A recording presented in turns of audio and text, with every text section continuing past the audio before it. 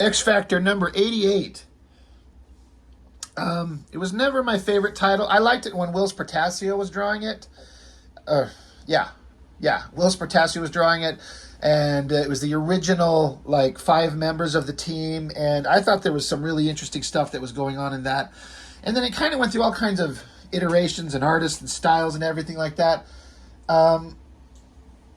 Some people seem to kind of shit all over Peter David, but I found his writing in these books to be fine. I actually really enjoyed him. We've already reviewed this one where the team goes and sees a therapist, and it digs into some real kind of actual character traits with the cast of the book, and I thought it was really interesting. You get to know all kinds of interesting stuff about the characters. So interjected with Peter David's sense of humor and styles, that's all in there. And then Joe Quesada, I had heard of him a lot, and I've heard a lot of people hype him up at this time, but it wasn't until he started drawing these books that I started to get it. I liked his weird anatomy.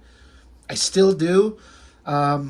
He's a lot more smooth and rounded and technically proficient, but I kind of like young, raw him here. These things. I felt that they looked better. And this issue was interesting. Random Violence. This was an introduction of some new character. And at the time, when the right artist on the right character can make it look really awesome, but then you take another artist and draw that same character, and suddenly you're like, man, that guy is stupid. And Joe Quesada had a way of making a lot of stupid things look really awesome. I always loved this opening page. This big giant face and his gritted teeth and the cigarette and the kind of the Todd McFarlane-esque like smoke flowing around, the weird kind of color choices in the smoke. But I loved the line work to define the folds in his face. And I wonder how much of that is Al Milgrom. I'm very much aware of Al Milgrom as an inker, but not enough to know, like, when I see a thing and go, that's him. Some inkers you could kind of tell, but I feel like he brought a certain amount of a vibe, this thin, like, cross-hatching look that goes on through here. It's got an angular look. I would love to see Joe Quesada's pencils on these, but this first page always thought looked really good, and somehow the guts of my book are falling out of the cover. It's because it's old. March of 93, so feels like a billion years ago. But there's just this introduction of this new character, and he's there to be hired to solve mutant problems because he's a mutant himself. And they're like, well, why can't the cops handle this? Because their guns, they just like rust away, they melted away. So he's going to take care of them, and he can like morph his hand into this giant, I don't know what the hell. I mean, it becomes like a gun, like something that shoots projectiles. But I don't know how deeply this was ever explained. This guy kind of had just like too many ridiculous powers. From what I remember, this guy, he was a little bit overpowered. But even this design, this is a very weird, like these like steel-toed boots and these weird wraps around his legs, and I don't know what is going on with the coloring around his nuts. This jacket, he's got a barbed wire thing wrapped around his bicep. It's so 90s and so ridiculous, but somehow Quesada makes it look good. And then the team, they're sitting here interacting, and it was set up in the last issue that this character, Val, she was taken over by something. It's an impersonator, a doppelganger, something like that. God, this is bugging me. You know what? Got to lose the cover for now. It's flopping around. It's bugging me.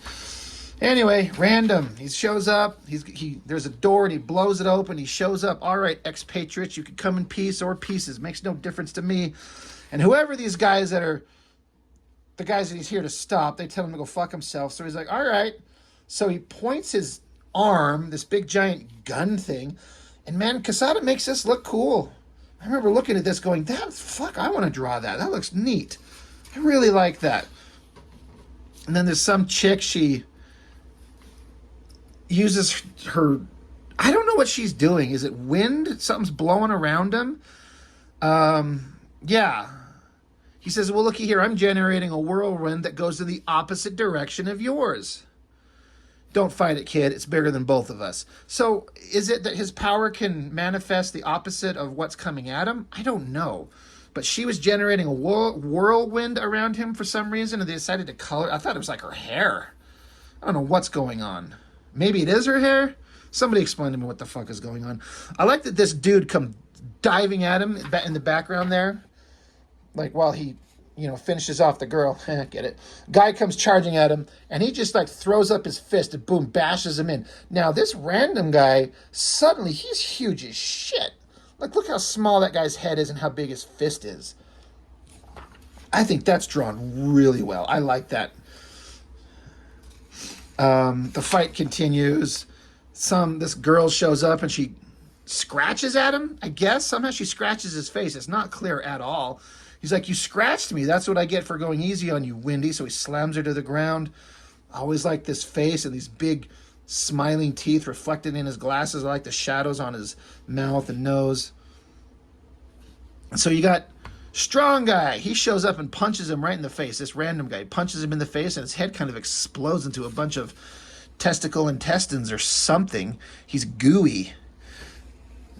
So he kicks, random here, kicks strong guy, drops him to the ground, and he's picking himself back up and he's gooed his face back together. He says, what are you, a shapeshifter? He's like, when needs be, I'm all things to all people. I'm random.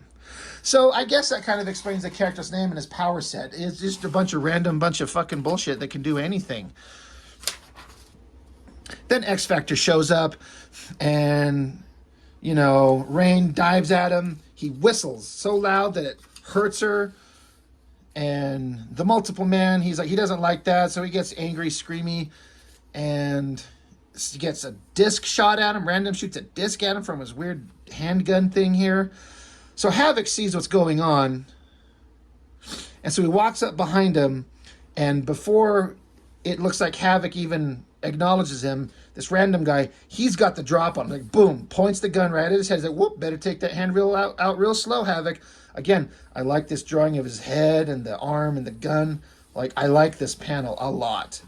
And this was another interesting thing that Peter David did here from a story perspective. Havoc sees that they're all beating the shit out of everyone, and he's random. This character said, I'm getting $2,000 to gift wrap these bad guys for the local authorities or whatever's going on.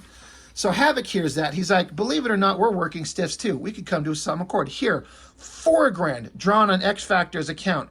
We take the expatriates, you take a hike. So basically, he just bought him out. He paid him twice the amount to just fucking get lost. And he's like, dude, I'm in it for the money. So yeah, thanks, I'm gone. This guy's like, really? Is that, you beat him with money? He's like, dude, it worked. So shut up. We don't need to beat the shit out of each other. So there was a bunch of weird shit going on in story-wise. I don't know what's going on. I don't care.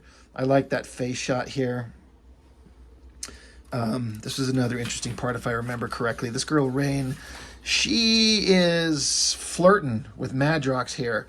Like she gives kind of a sultry little look because she's kind of bending over the arms of the chair with her little booty sticking in the end. She's got her little clawed hand touching at his leg right there. And she's like, yeah, well, we should go in the bathroom and, Mile High Club. He ain't having it. He jumps up, turns into multiple. I'm like, just send one of your clones to just handle business.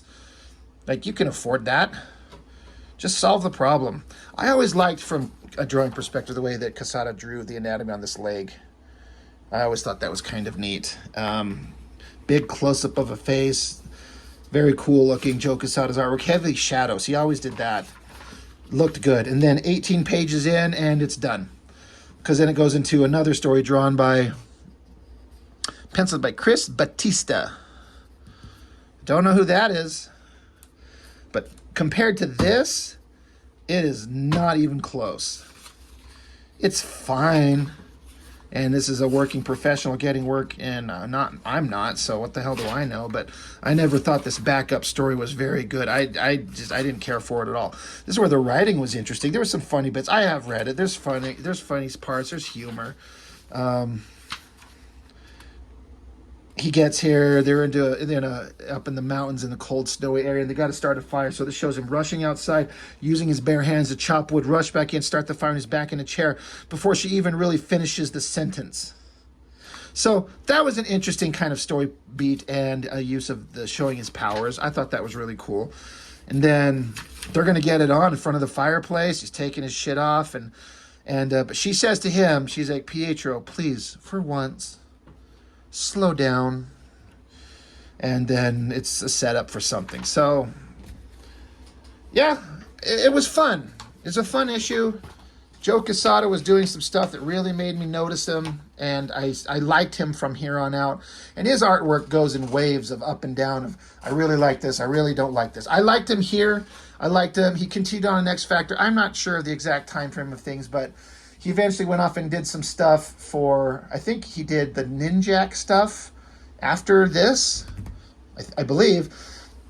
And then we went and did his own stuff on Ash for Event Comics, which at the time I thought was kind of cool. And I actually have them out, and I dug them all out, and I'm like, I should pull these out. We need to look at Ash by Joe Quesada. But I'm looking at them, I'm like, I don't like these books. Like, I think they tried earnestly to do very good and make a good book, and I commend them for it, but I don't think it was very good. I didn't like it. And his art changed into something that I did not care for. Palmiotti started inking him almost exclusively, and it looked good, but I kind of liked Milgram inking him here better. Had a sharper, harder edge that I just thought looked better. But what do I know? I'm a nobody.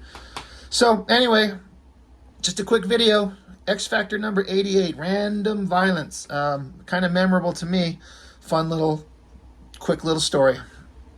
So that's all I've got. Thanks for joining me. Catch you next time.